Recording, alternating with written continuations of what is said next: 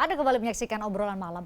Saya masih bersama dengan Pak Erlangga karena tadi sebelum kita jeda sudah menyinggung-nyinggung soal politik. Jadi akhirnya saya terinspirasi deh bahas soal politik Pak Erlangga. Ya, tapi sudah siap-siap gini.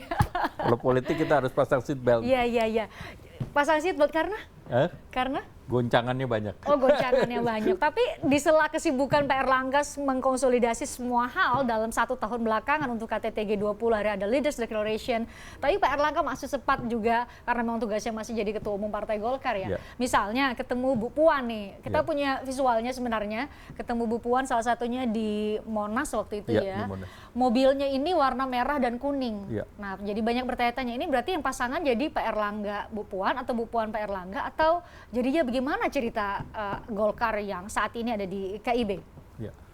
Pertama, saya kemarin sampaikan kepada kader Partai Golkar bahwa pemilu itu hanya merupakan satu proses, bukan tujuan akhir. Tujuan akhir dari pemilu adalah membentuk kestabilan politik. Dan kestabilan politik itu tidak bisa dicapai oleh satu partai. Karena jumlah partai yang resmi sekarang 9, KPU nanti mungkin bisa lebih dari itu. Sehingga kalau 100% dibagi 10 apa dibagi 9, nggak mungkin ada satu partai bisa 50%. Dan kita bukan pemerintahan parlementer. Kita lihat presidensial. Kita lihat belum selesai, kita bisa lihat tetangga kita Malaysia, itu hang kabinet. Jadi walaupun Anwar menang 83 dan yang lain di bawah, tapi yang penting adalah bagaimana membentuk pemerintahan lebih dari 50%. Dalam kasus Malaysia 110. Dua-dua masih gantung.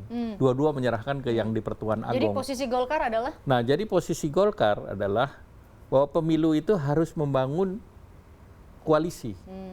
Karena siapapun yang menang pemilu itu pasca reformasi, kecuali sebelum reformasi. Nah, kalau sebelum reformasi udah pasti Golkar 80%. Nah, kita biasa di situ. Tetapi pada saat reformasi tertinggi kan PDIP waktu itu 30%. Ya, karena banyak partai. Sehingga harus membentuk koalisi sehingga lebih dari 55%. Karena tujuan dari pemilu itu menghadirkan pemerintahan yang stabil. Dan pemerintahan yang stabil itu harus koalisi. Makanya Golkar dari awal membentuk koalisi dulu. Memang kita berpikirnya berbeda, bukan pada saat habis pemilu baru kita amprokan. Nah, kita membangun dari awal supaya kita punya visi, misi, ide dan gagasan yang sama. Tapi juga jangan sampai kami kelamaan juga nunggu-nunggu. Ini sebenarnya ada 3 partai, ada Golkar, PAN dan P3. Ini siapa yang jadi capresnya nih? Ya, makanya kita ajak bertanding maraton. Siapa yang bertanding maraton? Sekali lagi, hidup adalah perjalanan. Bukan maraton lari. Kalau maraton lari belum finish dia jatuh. Nah, ini kan bahaya juga. Tapi apa pertimbangan KIB belum juga karena kita mau memperluas basis partai. Basis partai. Jadi kalau basis partainya kita perluas kan leave no one behind. Kalau kita sudah putuskan yang lain hanya sebagai pengikut. Nah, artinya masih terbuka dong. Bisa kita partai-partai lain masih terbuka, partai lain masuk. Tapi ada waktunya. Sebentar lagi kapal akan berangkat. Jadi kalau yang nggak naik, sebentar lagi kita to be continued.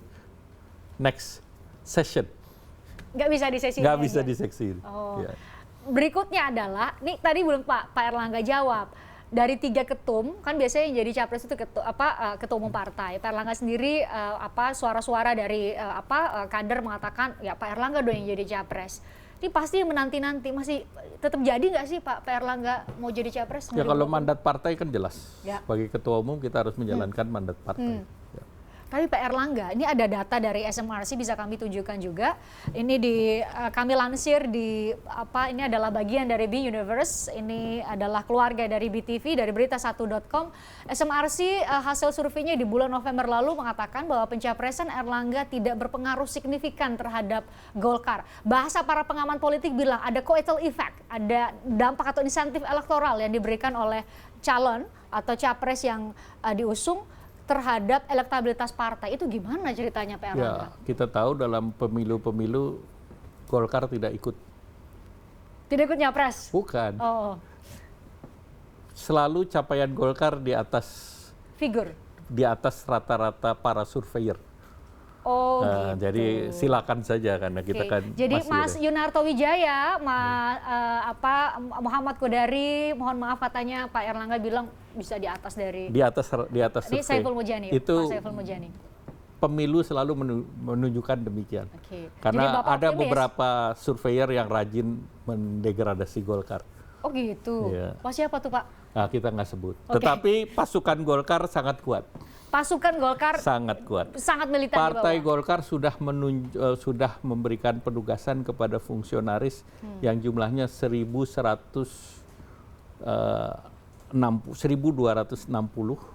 dan ini 2 kali daripada jumlah anggota DPR, termasuk di daerah daerah pemekaran di Papua. Tidak ada satu partai yang hari ini sudah siap dengan Sesiap 200%. Tidak ada. Oke, Boleh apakah kesiapan itu tidak hanya untuk mengatrol elektabilitas Partai Golkar, tapi elektabilitas Ya tugasnya Erlangga jelas, Hartarto? 3 in 1. Satu menang pilkada, satu menang pilpres, 2 menang pileg, 3 menang pilkada ke depan. Penugasannya jelas. Oke, kalau pileg kan nanti para Pileg anggota menangnya DPR. 20%. Targetnya itu. Ya, kalau menang pilpres kan harus menang 51%. Betul. Makanya Bisa pilpres mengusung. itu harus koalisi. Ya. Nggak bisa satu partai Ini Pak saja. Erlangga ngajak-ngajak melulu ke bagian koalisi. Saya Ini matematika, bukan koalisi. Iya, matematika untuk melampaui presidential threshold Ya, ya. Tapi masalahnya dari tadi nggak dijawab soal pencapresan ini nih. Ya. Ini Karena Pak, masih ada waktu. oh masih ada waktu. Karena Tapi itu tahun baru depan sudah daftar kan 2023. September 2023. Yang daftar Pada siapa? saat Erlangga pendaftaran kemarin semua dalam 2 pemilu terakhir kan di menit terakhir. Nah. Ya. Apa yang menjadi handicap dari Pak? Adakah? Jangan gitu. Saya berarti sudah judgement. Apa ya? Adakah handicap dari Golkar untuk menentukan? Pertanyaannya bukan itu. Balik Oke, lagi jadi kita Pak membentuk Erlangga jadi koalisi. hostnya nih. Iya. Kenapa? Balik lagi kita menunggu koalisi. Menunggu koalisi, menunggu PAN dan P3. Tambahan. Oh berarti bisa jadi nambah nih dari Iya, KIB itu, kita tidak hanya mau PAN dan nambah, iya. P3. Kira-kira partai yang sudah mulai didekati saat Beberapa ini siapa? partai kita sudah Termasuk bicara. Bu Puan, PDIP? Salah satunya tetap. Kalau Tetap terbuka. Oke, kalau misalnya PAN, P3, Golkar, ketambahan PDIP, jadi siapa capresnya? Nah itu makanya kita duduk Duduk di mana? duduk di waru. Oke, ini gak hanya ketemu di Monas dengan mobil yang berwarna merah dan kuning. Nah ini merah dan kuning. Ini udah Tapi banyak. kelihatan kan nomornya G24, G24 artinya? Golkar 24. Golkar 2024 ya, wow keren ya. Itu memang didesain ya secara Iya, khusus. didesain. Tapi di momen gala dinner di KTT G20 juga kembali ketemu dengan Pak Prabowo, bahkan ada Bu Mega, Ketua Umum Partai Demokrasi Indonesia Perjuangan, dan juga Bu Puan lagi ketemu. Ini kayak akrab sekali dengan Bu Puan. Apakah itu adalah Mbak Puan sama sinyal? saya kan pernah sama-sama di Komisi 6. Ya. Jadi secara personal dekat. Jadi secara personal dekat. Jadi kalau nanti berpasangan sebagai capres atau cawapres sudah sangat blend. Ya artinya antara Golkar dan PDIP sudah biasa bersanding di pemerintahan. Itu kan secara partai, tapi Iya. secara personal antara Nah Pak kita Erlangga bicara dengan- secara partai, kita bicara pada saat Ibu Mega menjadi pemimpin, jadi presiden, Golkar pun masuk dalam koalisi itu, Golkar pun masuk ke dalam koalisi itu. pemerintahan itu. Ini dari tadi ya, saya tanya soal sosok capres dan cawapres, lalu Pak Erlangga membawanya ke konteksnya partai. Malah kalau partai kita baca aja hasil-hasil survei. Ya. Ini kita nanya soal kesiapan Bapak secara personal ini sebenarnya. Ya kalau ini pemilu ini bukan soal siap nggak siap, ini soal penugasan. Penugasan. Ya. Dan saat ini kan sebenarnya mayoritas suara di Golkar masih tetap minta Bapak ya. Ya kalau itu udah keputusan Munas, jadi sudah tidak dipertanyakan lagi. Jadi kalau nanya salah, Oke, Mbak. Saya ubah aja, Mungkin nggak, mungkin tidak di KIB bukan sosok ketua umum dari 3 partai yang saat ini ada yang bakal menjadi calon presiden KIB. Belum pernah dibahas. Belum pernah dibahas ya. Oke, ini udah berasa ada di ruang sidang, ruang rapat di komisi-komisi nih. Pak Erlangga kembali lagi jadi seperti anggota DPR ya, exercise-nya ini. Oke, pertanyaan berikutnya. Mungkin tidak harus memilih sosok capres maupun cawapres harus memilih akan menjadi atau ya dari 3 ketua umum partai, salah satu dari 3 ketua umum partai yang tergabung di KIB. Sangat mungkin. Oke, ingat ya tadi ya pertanyaan saya. Mungkin nggak di luar dari ketua umum partai yang tergabung dalam KIB? Katanya belum dibahas. Mungkin nggak salah satu dari ketua umum partai yang tergabung dalam KIB? Sangat mungkin. Ya. Nah, mungkin saya move lagi ke satu pertanyaan berikutnya. Yang paling sangat mungkin untuk menjadi calon presiden di antara ketiga ketua umum yang tergabung di KIB adalah? Waktunya masih nanti. Udah, kita nggak usah aja siarannya, sudah kita bubar saja kalau ini nggak perlu dibahas ini. Gini Pak Erlangga, mungkin pertanyaannya jadi saya langsung nanya, ini sebenarnya Golkar siap nggak sih menghadapi pemilu 2024? Siap nggak memberikan kader terbaik atau calon presiden dan calon wakil presiden terbaik untuk Golkar dipilih? itu paling banyak ikut pemilu. Iya, paling tua, salah satu partai Ya, paling jadi tua. selalu paling siap untuk ikut pemilu dan selalu siap menang. Siap menang dalam arti apa dulu nih? Menang semuanya. Menang semuanya. Yang paling banyak menang pilpres kan Golkar. Ya, karena paling banyak dan paling sering ya. Iya, Ikut apa namanya? Dan Partai Golkar nomornya nomor 1 atau nomor 2. Kemenangannya selalu nomor 1, nomor 2. Wah, ini karena bicara politik nggak mau, sekarang lagi zamannya atau masanya Piala Dunia. Ya, Bapak suka sepak bola? Suka nonton maksudnya. Suka nonton. Sama Pak, saya juga suka nonton. Kalau harus menyebutkan ini mukanya siapa, saya nggak tahu sebenarnya. Dan biasanya saya nonton kalau sudah perempat final aja, ya udah kelihatan pemenangnya. Tapi Bapak punya jagoan di Piala Dunia Qatar? Salah satu jagoan sebetulnya kalah kemarin, Siapa? Argentina. Kenapa Bapak menjagokan Argentina? Karena Argentina kan juara Amerika Latin. Sedangkan dari Eropa misalnya Spanyol ataupun Jerman dan yang lain. Tapi kenapa kemarin kalah, itu yang jadi pertanyaan besar. Padahal Argentina itu timnya tuh kuat. Salah satu yang dianalisa karena offside-nya sudah pakai komputer. Jadi kalau tangan lewat sedikit juga dianggap offside. Kan kemarin ada beberapa gol Sistem Argentina baru ya? dibatalkan. Sekarang kalau Argentina sudah sudah kalah, berikutnya ada pilihan lain? Yang saya apresiasi pertahanan Arab Saudi itu kuat. Saya pikir kenapa itu dia kuat? Karena? Rupanya karena setiap Jumat dia Jumatan. Kalau Jumatan itu safnya harus rapat. Jadi karena safnya rapat gak bobol-bobol itu. Argentina nggak ada Jumatannya soalnya. Ya. Aduh, ini luar biasa nih Pak Erlangga nih. Di tengah kesibukan selama 1 tahun lebih sebelumnya nih, belakangan mengawal KTT G20 sampai kita punya Leaders Declaration, mengurus partai ya, jadi ketua umum partai yang katanya tadi diklaim, bukan diklaim lagi ya, berdasarkan fakta dan data bahwa partai yang paling sering memenangkan pemilu dalam arti bahwa karena peserta selalu jadi peserta pemilu sih ya dari salah satu partai tertua di Indonesia. Pak Erlangga terakhir, Bapak tadi sebut soal pemilu itu bagi Golkar adalah proses, bukan tujuan. Atau salah? Benar ya? Proses untuk menghasilkan kestabilan politik. Oke, menghasilkan kestabilan politik baru. Kestabilan politik baru. Oke. Kalau Bapak dan Golkar berkomitmen untuk menjaga stabilitas politik, tentu harapannya berpengaruh juga ke stabilitas ekonomi kita.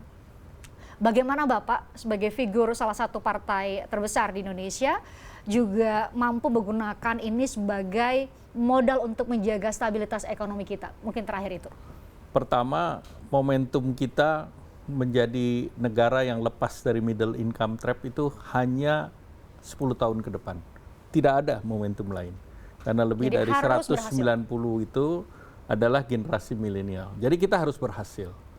Nah, kalau kita harus berhasil, caranya? Maka harus yang memang mempunyai kemampuan untuk melanjutkan programnya Pak Presiden. Dan itu tentu dari koalisi yang dipimpin core-nya itu yang ada di pemerintahan. Karena day one kita menghadapi krisis. Baik itu mengenai resesi global, baik itu mengenai perang yang belum selesai, juga mengenai climate change dan bencana. Climate change dan bencana. Kalau tidak punya pengalaman dan tidak ada jam terbang seperti kata Pak Presiden di ulang tahun Partai Golkar, nah ini menjadi tantangan yang sulit untuk diantisipasi. Dan tentu bagi Golkar, kita ini sekarang pendapatan per kapitanya 3.200. kita lihat Bangkok sudah 7.800. Jangan kita kalah sama Korea, kita kalah sama Bangkok, dan kita harus loncat karena ekonominya itu bisa loncat dengan digitalisasi. Nah, digitalisasi di ASEAN itu 2030 itu 330 triliun. Hari ini tahun 2025 125. Jangan yang 330 ini diambil Singapura atau diambil Bangkok, harus diambil Indonesia. Nah, pada saat itu baru kita bisa loncat. Sesudah itu tidak bisa lagi karena kita sebagian penduduk adalah orang tua. Tapi kita mampu kan, Pak? Kita mampu. Bapak optimis kita bisa? Saya optimis. Karena kita dalam pandemi COVID, ekonomi kita nomor 2 dari Saudi. Kita tumbuhnya 5,7, Saudi 8. Saudi berbasis fossil fuel. Kita tahu seluruh dunia minta fossil fuel dikurangi. Kita bisa maju dengan green economy. Kita siap. Pak Erlangga, terima kasih sudah datang di obrolan malam. Edisi kali ini sudah bicara banyak dari soal KTT, politik, dan juga sepak bola, dan juga hal-hal lain yang saya tanyakan. Pak Erlangga hari ini masih menolak untuk menjawab secara tegas apakah masih tetap jadi capres atau enggak ya. Nanti semoga nanti kalau diundang lagi udah firm jadi nyapres apa enggak. Tapi terima kasih sudah hadir dan cerita banyak. Terima kasih. Selamat malam. Selamat malam. Terima kasih juga buat Anda yang sudah menyaksikan kami. Saya akan ajak Anda ngobrol dengan narasumber lain esok hari. Saya Fristian Diri, sampai jumpa.